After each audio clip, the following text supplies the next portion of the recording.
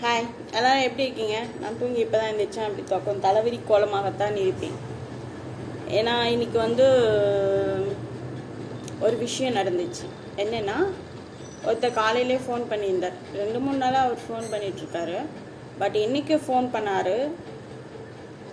Phone பண்ணிவிட்டு இது மாதிரி நான் பள்ளிகொண்டா போனேன். அங்கே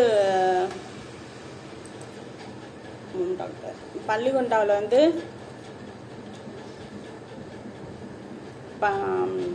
அந்த டாக் ஷெல்டருக்கு போனேன். அவங்க உதவி கேட்டிருந்தாங்க. ஜிபே பண்ணலான்னு தான் பார்த்தேன். அதுக்கப்புறமா போய் நேரில் பண்ணிட்டு வந்தேன்.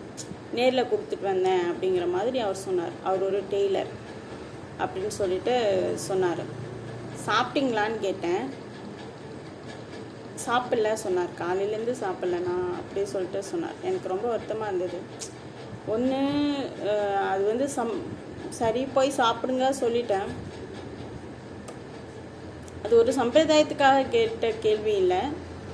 அவர் சாப்பிடாமல் இருந்தாலும் இன்னொருத்தங்களுக்கு கொண்டு போய் உதவி பண்ணியிருக்காரு.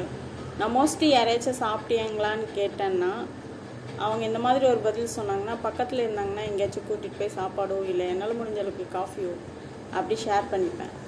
மேக்ஸிமம் நானும் சாப்பிடாமல் இருப்பேன். அந்த சமயங்களில் ஷேர் பண்ணிப்பேன். ஆனால் இன்றைக்கி அவரோட சாப்பாடு ஷேர் பண்ணுறதுக்கு என்னால் முடியாதில்ல. நான் எங்கேயோ இருக்கேன்.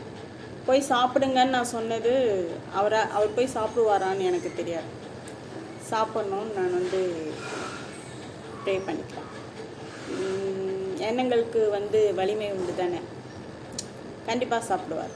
டாட்டா.